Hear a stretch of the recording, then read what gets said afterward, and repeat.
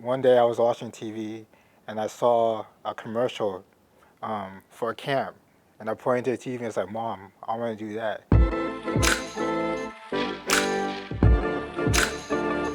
So I started playing tennis at the age of 5. It turns out I was pretty good at it. I was always top 5 in the state. I was well known not only in Texas, but also in the nation. I was recruited by Purdue University. At the end of my freshman year, I was playing #1 singles. I decided to transfer to Texas Christian University. So that's where I finished my tennis career. I graduated with a degree in entrepreneur management, so I decided to do something else. And that something else was to get involved in a family business in Nigeria.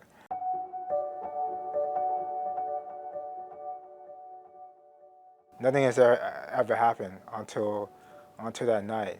The day was December 3rd, 2014, a night I'll never forget. I just closed from work that day, and I walked back to the place that I was staying that's on the same compound of the business. 20 minutes later, I heard some loud banging at the door. At first, I thought it was my security coming to check on me, because that's what they do sometimes. But it turns out, these bangs are different. So they kept banging. Then I was like, okay, someone's trying to get in. And all of a sudden, they were able to bust down the door. They're all holding weapons, but one was holding a gun. The person that was holding the gun said words I'll never forget. You're going to die tonight, right? Then they asked me, okay, where's the money? I said, I can take you to get as much money as you want.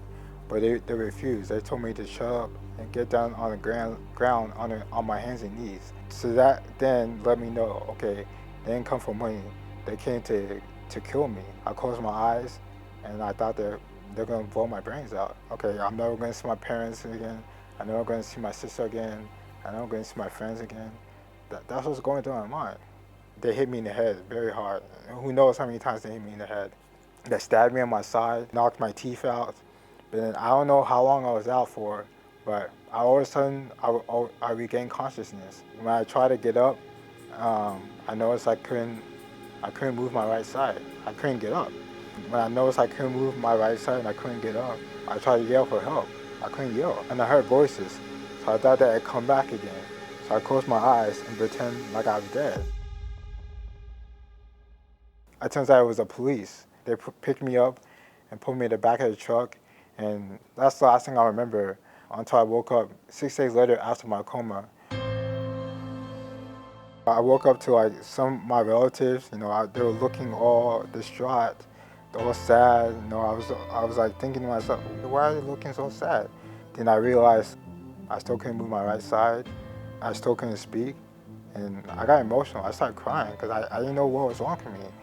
I didn't realize I had brain surgery until they told me, because I was amazed that they could do that type of surgery in Nigeria, which ended up saving my life. That's when my dad came and got me and flew me back here so I could have 3 more brain surgeries. I just thought it was this was a normal injury. Like, I would recover and I would go back to normal life, but that wasn't the case. It's taken nearly 7 years of just working my butt off every day to recover the way I am.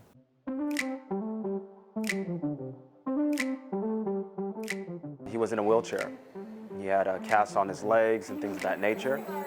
And he just set up one goal, and we just went from there, set up a plan to accomplish that goal, and just started knocking them off one by one. As soon as we complete one, we start another one. I started that recovery process at TIRR, where I had to learn to walk again, talk again. That was a process I'll never forget.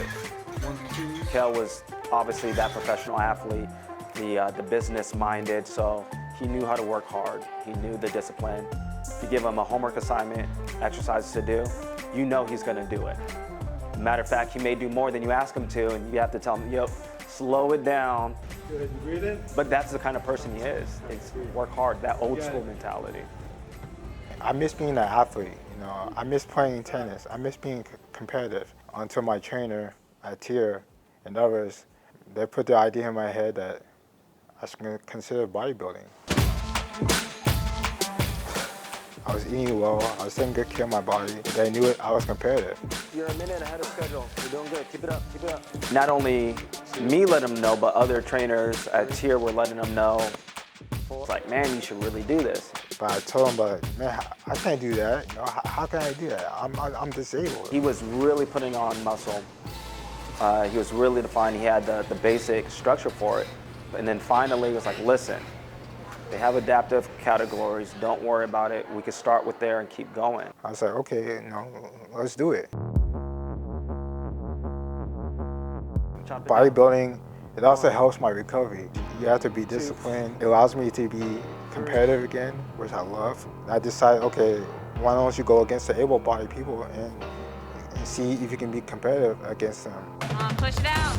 Push it out. Good. Good. I wanted to inspire other people in my situations to get up on stage or to do something that you didn't think you could do. Seeing Kel is a big inspiration to me because he was like me. He was in a wheelchair and now he's a bodybuilder, and I was like, I can't be lazy anymore. I said, if he can do it, I can do it. So if I can do it, y'all can do it. Before my accident, I was 250 pounds. And right now, as I said, right now, I'm 163. So I started walking half a mile a day, ended up going to 1 mile a day, 2 miles a day, 3 miles a day, to the point to where I was walking a mile to running a mile. I feel like I knew him because he had the same exact issue as me. For me, the competitive age started around 2nd grade. I could tell Claire was a soccer player the second she walked in by those legs. She's like training every day. If I give her homework, she does it so diligently, and she has that true athlete mentality. My incident is bigger than me. There's a reason why I survived. That's because God has given me a second chance. He wants me to fulfill His purpose. That's why I started my foundation, the Kel Strong Foundation. We help other traumatic brain injury survivors on a journey to recovery. Yeah, I was the first recipient. I tried to donate to the Kel Strong Foundation every year for my birthday. If it wasn't for the Kel Strong Foundation, I'd probably still be walking with a walker. My right arm and my right leg was totally, it just wouldn't move. Like, I had to push my leg up and stuff like that.